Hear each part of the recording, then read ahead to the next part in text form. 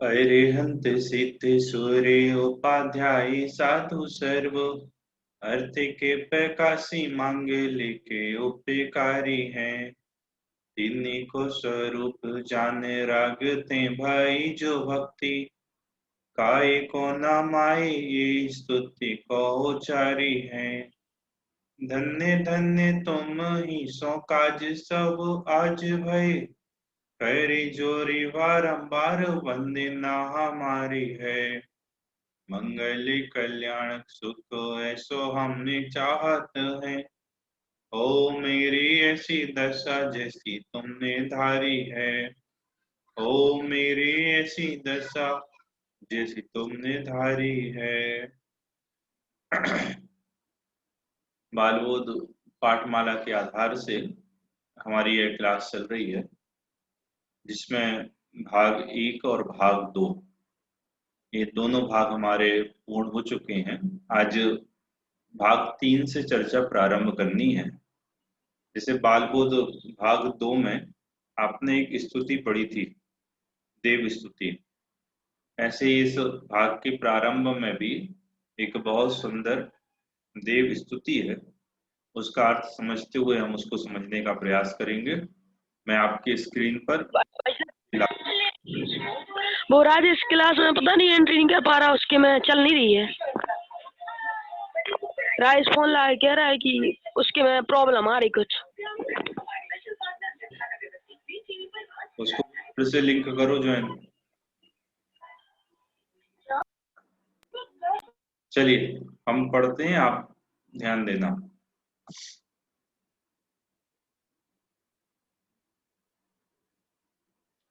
देखिए ये स्तुति है देव दर्शन नाम से। पहला पद्य मैं पढ़ता हूँ, उसी को आप दोहराना। अमन तुम दोहराना मेरे बाद। अति पुण्य उदय मम में आया, प्रभु तुमरा दर्शन पाया। अब तुम को बिनी जाने, दुख पाए निज गुण हानि। अति पुण्य उदय मम आया, प्रभु तुमरा दर्शन पाया। अब तक तुमको बिन जाने, दुख पाए निज गुण हाने।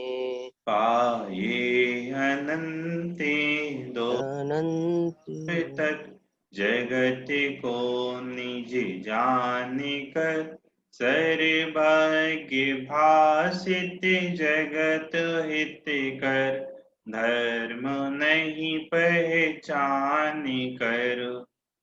पाए अनंत दुख अब तक जगत को निज जान कर, सर्वज्ञ भाषित जगत हित कर, धर्म नहीं पहचान कर।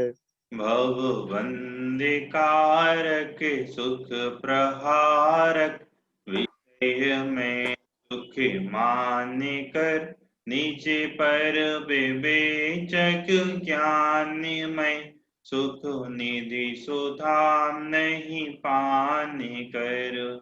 भव बंध कारक सुख प्रहारक, विषय में सुख मान कर, निज पर विवेचक ज्ञान में, सुख निधि सुधा नहीं पान कर। दूसरा पद्य और पढ़ लेते हैं। तब में उर में आए, लखी कुमति बिमोहि पलाए। रुचि निज ज्ञानी कलाहुर जागी, रुचि पूर्ण सहित में लागी। तब पद्मम उर में आए, लकी कुमति बिमुह पलाए। निज ज्ञान कला और जागी, रुचि पूर्ण स्वाहित में लागी। रुचि लगी हित में आत्म के सत्य संग में, अब मन लगा मन में हुई अब भावना, तब भक्ति में जाऊं रंगा। रुचि लगी हित में आत्म के सत्संग में, अब मन लगा मन में हुई अब भावना, तो भक्ति में जाऊं रंगा। प्रिय वचन की हो टेव गुणी गण, गान में ही चित पगे। शुभ शास्त्र का नित्य हो मनन, मन दोष वातन ते भगे। प्रिय वचन की हो टेव गुण गण, गान में ही चित पगे। शुभ शास्त्र नित्य हो मनन, मन दोष अदंत भगे। शुभ शास्त्र का नित्य हो मनन, नन दोष बादन ते भगे।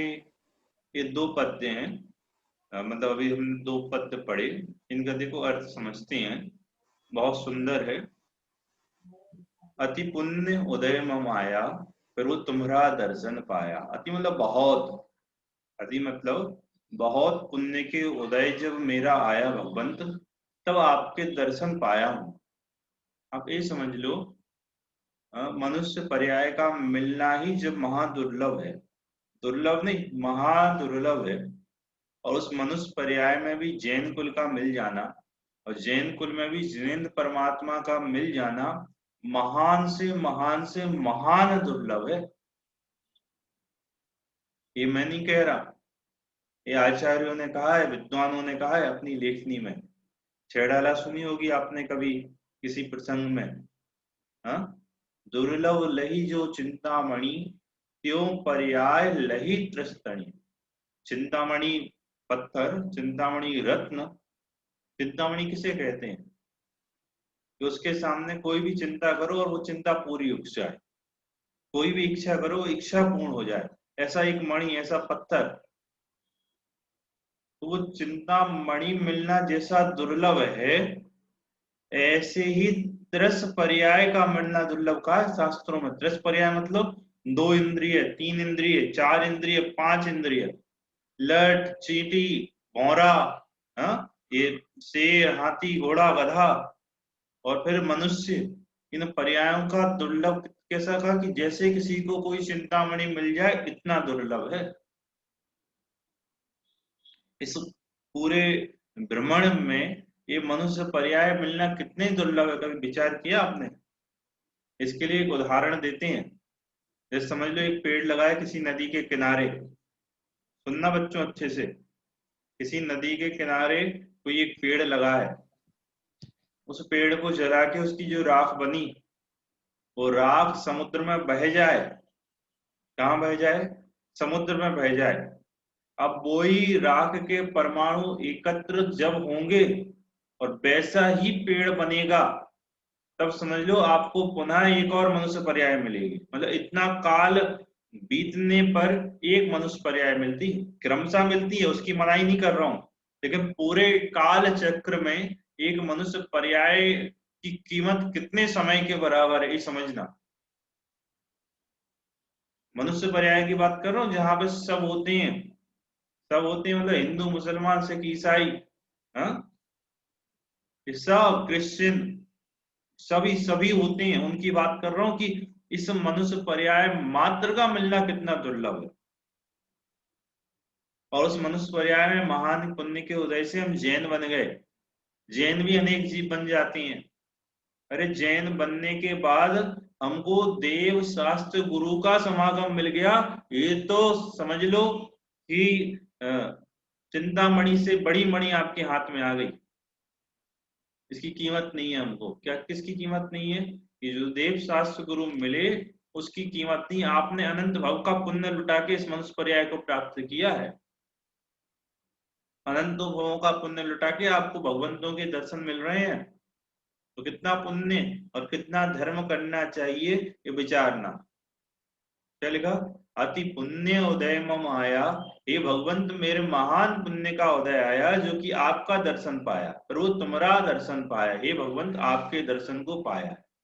और क्या लिखा, अब तक तुमको बिन जाने दुख पाए निज गुण हाने, भगवंत आज तक, अब तक तुमको बिन जाने, आपके स्वरूप को जाने बिना दुख पाए निज गुण हानि, मैंने अनंतों दुखों को पाया है अपने गुणों की हानि करके। निज गुण हानि, अपने गुणों की हानि करके मैंने क्या किया, अनंतों दुखों को पाया आपके स्वरूप से अनभिज्ञ होकर। कैसा था आपका स्वरूप कि आप वीतरागी थे, आप कैसे थे कि आप त्रैलोक दर्शक थे, आप कैसे थे कि आप जगत की वस्तुओं के कर्ता धर्ता हरता नहीं थे, आप कैसे थे कि आप अनंत सुखी थे। आपके स्वरूप को जाने बिना, अब तक तुमको बिन जाने, हे भगवंत आज तक आपको जाने बिना कि आप कैसे सुखी रहते हैं, आप कैसे भगवंत बने, आज तक मैंने नहीं जाना। दुख पाए, जब भगवंतों को नहीं जाना तो मैंने क्या पाया कि दुख पाया। किसको भूल कर, किसकी हानि करके, निज गुण हानि, अपने गुणों की हानि करके, क्योंकि मेरे गुण भी भगवंत के समान है।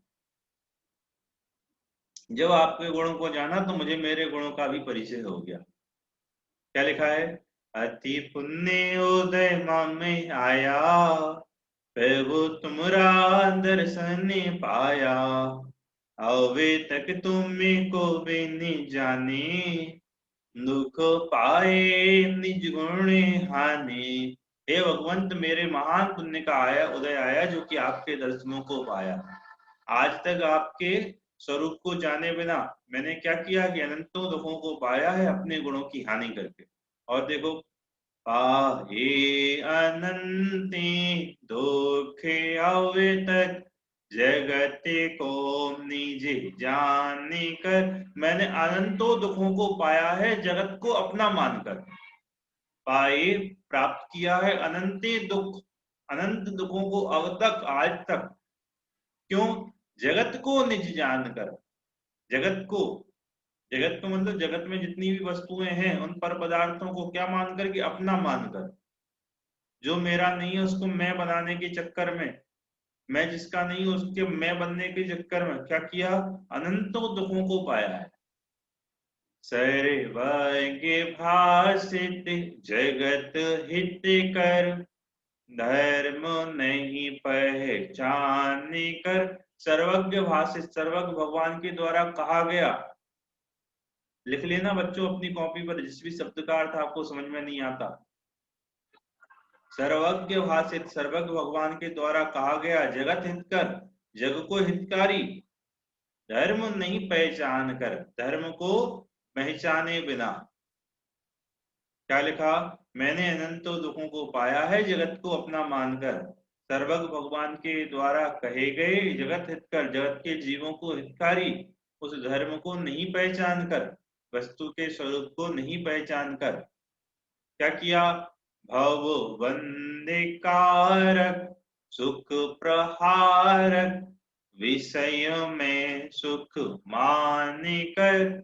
भव बंध कारक, भव के बंध का कारक, भव बंध को कराने वाला, सुख प्रहारक, सुख पर प्रहार करने वाला, विषय में सुख मानकर, पंचेंद्रिय विषय भोगों में किसकी कल्पना करके, इस सुख की कल्पना करके। भगवंत के द्वारा कहा गए धर्म को नहीं पहचान कर और भव का बंधन कराने वाले, सुख पर प्रहार करने वाले, इन पंचेंद्रिय विषय भोगों में सुख मानकर। भूख लगी भोजन कर लो सुखी हो जाएंगे, ठंडी लगी कंबल ओढ़ लो सुखी हो जाएंगे, अच्छे गाने सुन लो सुखी हो जाएंगे, अच्छी पिक्चर देख लो सुखी हो जाएंगे। पंचेंद्रिय विषय भोगों में क्या मानकर कि सुख मानकर, जहां सुख नहीं था वहां सुख मानकर। क्या लिखा, भव बंध कारक, ये पंचेंद्रिय विषय कैसे हैं, बंध कारक, बंध को कराने वाले हैं, और कैसे हैं कि सुख का नाश करने वाले हैं। देखो शायद पंडित साहब का एक कोटेशन विषय भोग लगते तो बहुत सरल हैं, है किसी को याद, विषय भोग लगते तो बहुत सरल हैं, जब इनका उदय आएगा तो बहुत दुख रूप होंगे, इस टाइप का है। इनको भोगते हुए तो बड़ा मजा आता है, इनको भोगते हुए जिन पाप कर्मों का बंध किया है, और जब उनका उदय आएगा तो रोओगे और कुछ नहीं होगा। देखो कैसे हैं, भव बंध कारक, भव के बंधन को कराने वाले हैं। और कैसे हैं? भव मतलब समझ रहे हैं, चार गति परिभ्रमण को कराने वाले हैं, संसार में कर्मों का बंध कराने वाले हैं। सुख प्रहारक, जो वास्तविक सुख है उसका नाश करने वाले हैं। ऐसे पंचेंद्रिय विषय भोगों में सुख को मानकर निज पर विवेचक ज्ञानमय सुख निधि सुधा नहीं पाने कर। निज पर विवेचक, अपने और पर के निज पर विवेचक, अपने और पराये के भेद विज्ञान को बतलाने वाले, ज्ञानमय ज्ञान रूपी। निज पर विवेचक ज्ञानमय, अपने और पराये के भेद विज्ञान को बताने वाले, निज और पर को बताने वाले, ज्ञानमय ज्ञान रूपी। सुख निधि, सुख का निधान, ऐसे सुधा नहीं पान कर, ऐसे अमृत का पान नहीं करके दुख पाया। निज पर विवेचक ज्ञानमय, निज और पर का विवेक कराने वाले ऐसे ज्ञान रूपी सुख निधि, सुख के भंडार, अमृत का नहीं पान कर, उस अमृत का पान नहीं करके, जो ज्ञायक है उस ज्ञायक स्वरूप का पान नहीं करके मैंने इन अनंतों दुखों को पाया है। कितनी बढ़िया भावना है, क्या क्या नहीं आ गया इसमें। क्यों दुखी हूं, क्यों सुखी हो सकता हूं, कैसे सुखी हो सकता हूं, ये बहुत सी बातें इसमें आई हैं। देखो एक बार और मैं इसका अर्थ कर रहा हूं, आप ध्यान से देखना। अति पुण्य उदय मम आया, मेरा अति महान पुण्य का उदय आया। रो तुम्हारा दर्शन पाया, हे भगवंत आपके दर्शन को प्राप्त किया। अब तक तुमको बिन जाने, आज तक आपको बिना जाने, दुख पाए निज गुण हाने, मैंने अनंतों दुखों को अपने गुणों की हानि करके प्राप्त किया है। पाए अनंते दुख अवतक, अनंत दुख आज तक पाए हैं। जगत को निज जानकर, जगत को अपना मानकर, सर्वज्ञ भाषित जगत हितकर, सर्वज्ञ भगवान के द्वारा कहा गया जगत को हितकारी, ऐसे धर्म नहीं पहचान कर, ऐसे धर्म की पहचान नहीं करके। भवबंध कारक, संसार के भव के बंध को कराने वाले, सुख प्रहारक, सुख को नष्ट करने वाले, विषयों में सुख मानकर, पंचेंद्रिय विषय भोगों में सुख की कल्पना करके। निज पर विवेचक ज्ञान में, अपने और पर का भेद विज्ञान बतलाने वाले ऐसे ज्ञान रूपी सुख के सागर, सुख के निधान, अमृत का नहीं पान कर, सुख के निधान ऐसे ज्ञान रूपी अमृत का पान नहीं करके मैंने इन अनंतों दुखों को प्राप्त किया है। ऐसा बहुत सरल और बहुत सुंदर एक पद्य था। चलो कोई पाठ करेगा इसका, कौन पढ़ेगा, हाथ खड़ा करो भाई अच्छे स्वर में।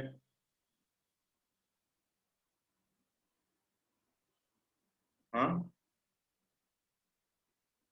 कोई नहीं, अरे पढ़ो साहित्य पहला पद्य।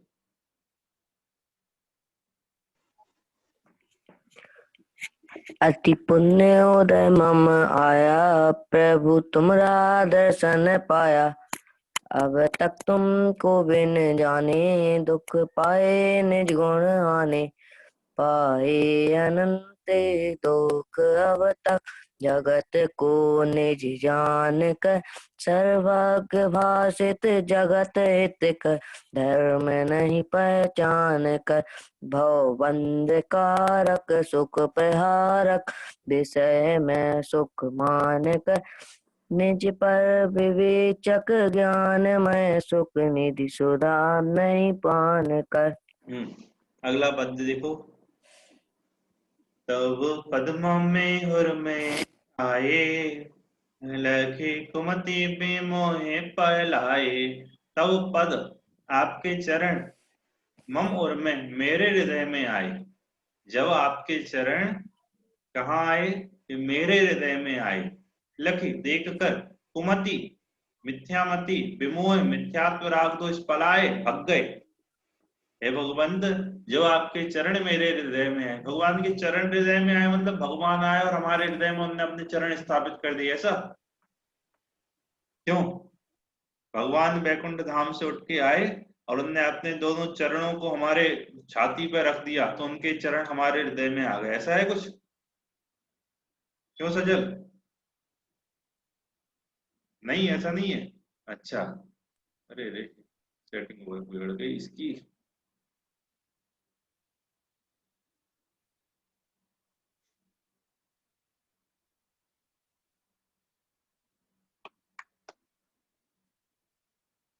एक मिनट रुकना बेटा।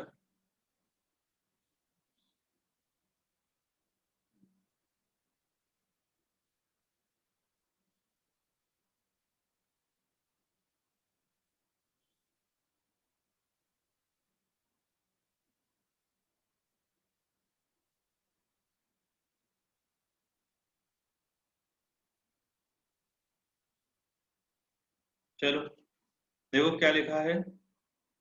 कहाँ गए?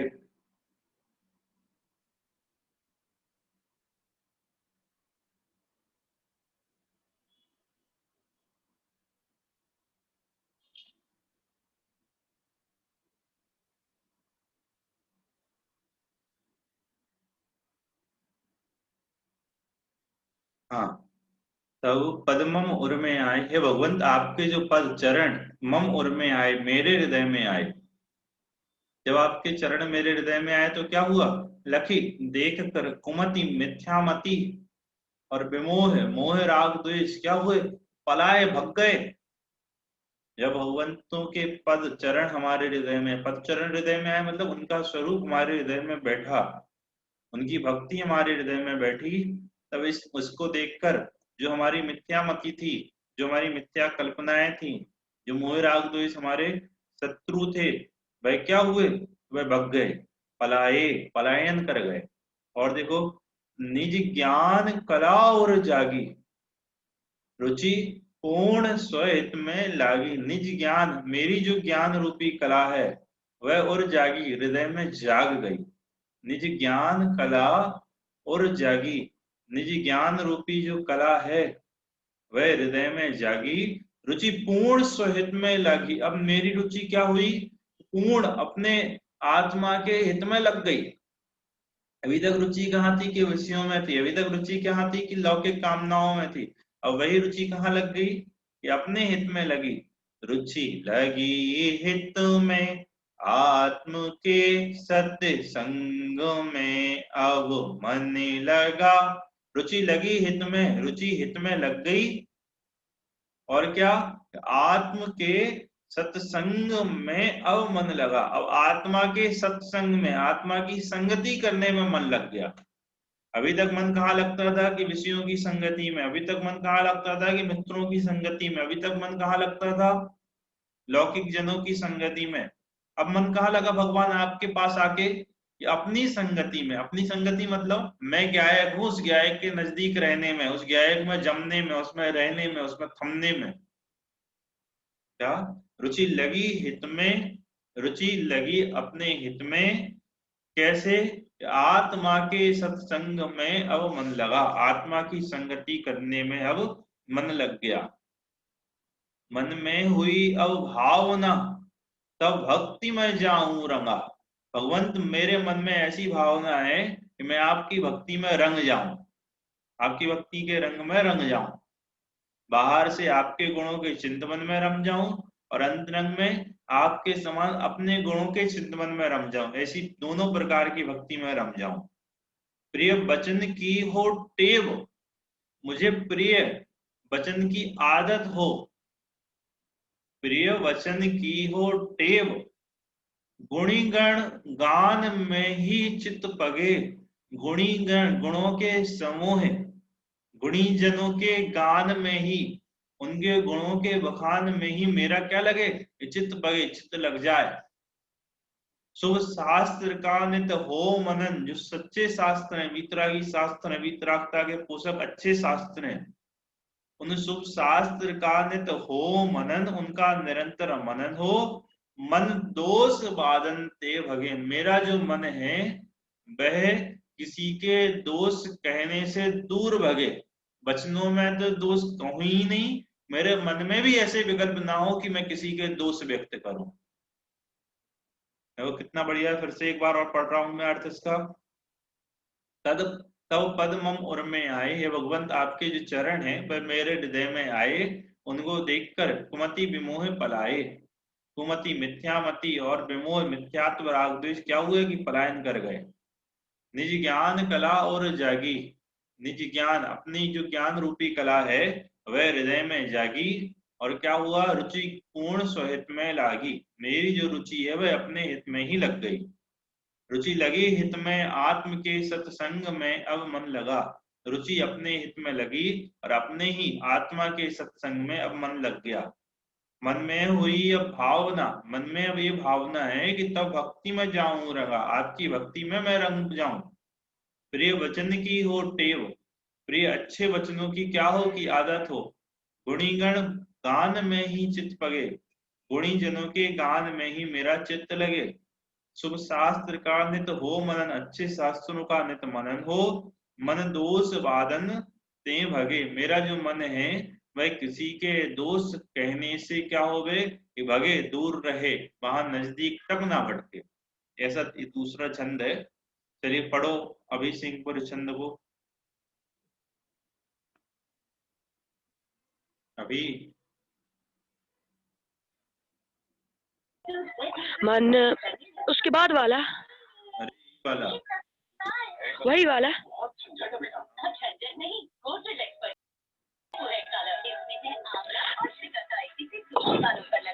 निज ज्ञान कला और जागी, रुचि पूर्ण स्वहित में लागी। रची तुम रहने दो, तुम्हारे पीछे से आवाज आ रही है। अमन तुम पढ़ो।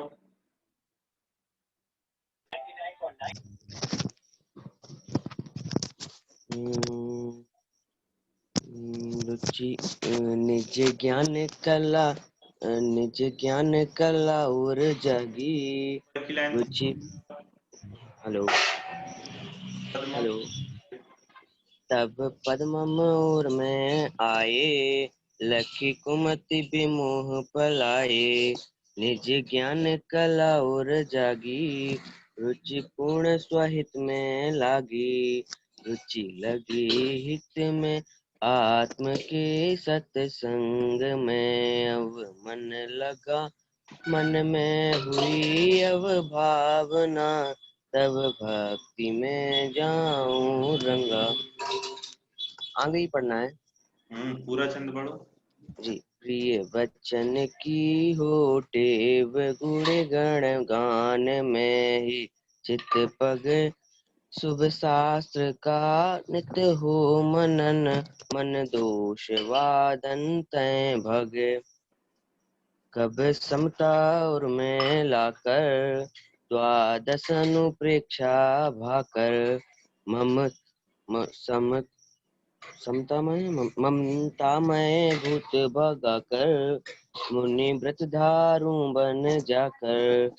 धर कर दिगंबर रूप कब। चलो मैं पढ़ता हूँ इसको। कहाँ है? हाँ। कब समता और में लाकर, द्वादश अनुप्रेक्षा भाकर। ममता मय भूते भगा कर, मुनि व्रत धारू बने जाकर। धर कर दिगंबर रूप कब, अठवीस गुण पालन करूं। दो बीस परिसह सह सदा, शुभ धर्म दस्ते धारण करूं। तप तपों द्वादश विधि सुखद, नित वंदे आश्रव परिहरु। अवरोकी नूतन कर्म संचित, कर्म रिपु को निर्जरू। देखो मुनि बनने की भावना बहा रहे हैं। क्या भावना है भगवंत मेरी? कब समता और मैं लाकर, कि कब समता अपने हृदय में लाऊं। और क्या कह रहे हैं?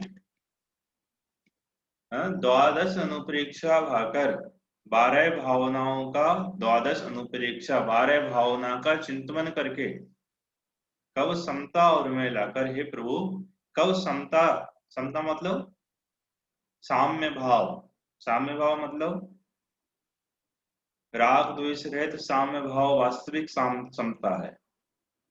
राग द्वेष रहित क्या कि साम्य भाव वह वास्तविक समता है। ऐसा नहीं कि जो दिखावे की समता होती है, हमारे में तो सबके प्रति एक जैसा भाव है, अच्छा हो तो बुरा, बुरा हो तो अच्छा, अपन तो जैसे हैं वैसे ही हैं। तो द्वेष रूपी समता की बात नहीं कह रहे हैं, राग द्वेष रहे तो वास्तविक समता की बात कह रहे हैं, उपेक्षा वाली समता नहीं, या वैराग्य वाली समता है, मोह के त्याग पूर्वक जो होती है। शत्रु मित्र महल मसान ये सबके प्रति साम्य भाव हो गए।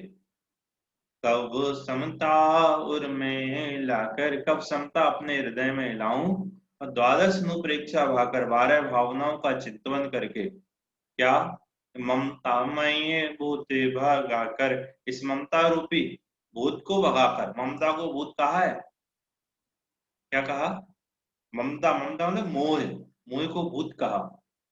समय सार जी पढ़ेंगे आप भविष्य में, वहां आचार्य देव ने लिखा एक कसाय चक्र हमको क्या पिशाच की तरह, मिथ्यात्वादिक जो कसाय चक्र है वह पिशाच की तरह हमको नचा रहा है। दुनिया में भूत होते हैं ना, भूत क्या करते हैं, भूत किसी को आते हैं तो देखा है तुमने, किसी को भूत देखे हैं आते हुए हैं? क्या करते हैं वो, और जिसमें घुस जाए, हैं, जिसकी संगत में आ जाए तो उसको जैसा चाहे नाच नचाते हैं, यही तो करते हैं दुनिया में भूत।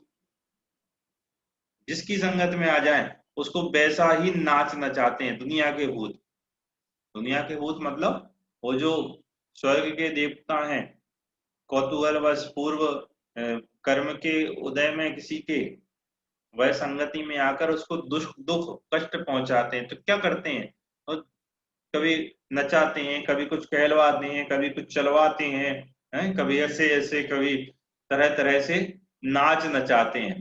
वो भूत क्या करता है कि अपने, हाँ ये देखो हर्ष करके बता रहा है, हाँ, तो वो क्या करता है भूत कि जिसके सर माथे वो आ जाए, जिसके सर पर चढ़ जाए तो उसको अपने अनुसार नाच नचाता है। ऐसे ममता मोह क्या है कि भूत है, ये भूत की तरह आपको नाच नचा रहा है, जो तुम्हारा नहीं उसको अपना मानो, जो तुम नहीं उसको अपना मानो, जिसमें तुम्हारा कर्तापन नहीं उसमें कर्तापन मानो, बड़ा दुख दे रहा है।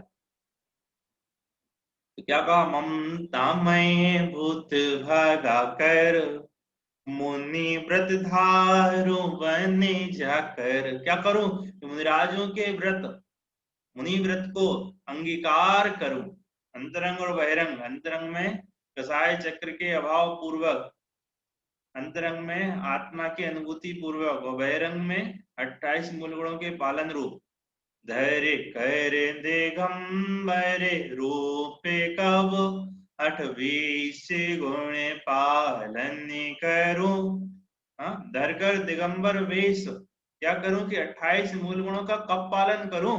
एक भक्ति आती ना, संत साधु बन के विचरूं वह घड़ी कब आएगी, वैसे ही भाव है इसमें भी, इस पद में क्या, धर कर दिगंबर रूप कब 28 गुण पालन करूं, 220 परिसय सह सदा, 22 परिसय, 220 22 परिसय सहन करते हुए हमेशा, शुभ धर्म 10 धारण करूं, जो 10 धर्म है उनका धारण करूं, और क्या, तब तपू द्वादश विधि सुखद नित, क्या करूं, द्वादश विधि 12 प्रकार का, क्या करूं कि सुखद तप को तपूं, नित नित हमेशा, बंद आश्रव परिहर, उस तप के द्वारा आश्रव और बंद का क्या करूं कि अभाव करूं, अरु रो की नूतन कर्म संचित, इस द्वादश रूपी तप को तपते हुए आश्रव बंद का परिहार करके नूतन कर्म संचित, आते हुए नवीन कर्मों का संचय बंद कर दूं। जब तप करेगा आश्रव नहीं होगा तो कर्म नहीं आएंगे, तो जो कर्म है उनका क्या करूं, तो उनको नूतन नए कर्मों को रोक लगा दूं, संबर। कितने तत्व हो गए, जीव को पहचान कर कि जीव मैं हूं, अजीव को ये जानकर कि मैं नहीं हूं, ऐसे अपने स्वरूप में रहते हुए तप करते हुए क्या होगा कि आश्रव और बंध का अभाव होगा, और जब आश्रव बंध का अभाव होगा तो अरु रोकी नूतन कर्म, ये क्या हो गया? संचित, ये हो गया संबर। क्या कर दूं कि रोकूं, किसको रोक दूं? एक आते हुए कर्मों को रोक दूं, ये संबर हो गया। कर्म संचित, उनका बंध बंद कर दूं। कर्म रिपु को निर्जरु, और पूर्व में जो कर्म बंधे हैं कर्म शत्रु, उनकी क्या करूं कि निर्जरा करूं। मुनि व्रत को धारण कर आश्रव बंध को रोक कर नए कर्मों के आगमन को रोक लगा दूं, और जो पुराने कर्म शत्रु बंधे हैं उनका क्या करूं कि उनका अभाव करूं। ऐसी ये मुनि बनने की भावना पूर्वक कर्मों के अभाव की बात इस तीसरे पद में यहाँ पर गाई गई है। देखिए नीचे इसका अर्थ पढ़ लेते हैं अपन। चौथे छंद की चर्चा कल करेंगे, अर्थ भी कल ही पढ़ेंगे। एक बार तीसरा छंद अकेला पढ़ के विराम लेते हैं। कौन पढ़ेगा भाई? हर से तुम पढ़ोगे? हाँ। पढ़ो। कब समता और मेला कटोष द्वादशा अनुप्रेक्ष वा। क्या भैया? ऐसे नहीं, अच्छी राग में पढ़ो उसको। कौन पढ़ेगा राग में? चलो क्या नाम तुम्हारा? ऋतिक, तुम पढ़ लोगे?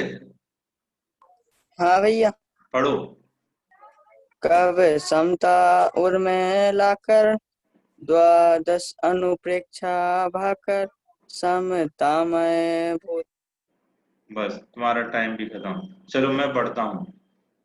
कब समता और में लाकर द्वादश अनुप्रेक्षा भाकर ममतामय भूते भगाकर मुनि व्रत धारो बनी जाकर धैर्य कर दिगंबर रूपे कब 28 गुण पालन करूं 22 परिसह सह सदा शुभ धर्म दश धारण करूं तप तपू द्वादश विधि सुखद नित बंदे आश्रव परिहरो हरु रोकी नूतन कर्म संचित कर्म रिपु को निर्जरो। इस तरह ये अभी हमने देव दर्शन की, देव स्तुति की, इन 3 पद्यों का अर्थ समझने का प्रयास किया। आगे के पद्यों की चर्चा हम कल की क्लास में करेंगे।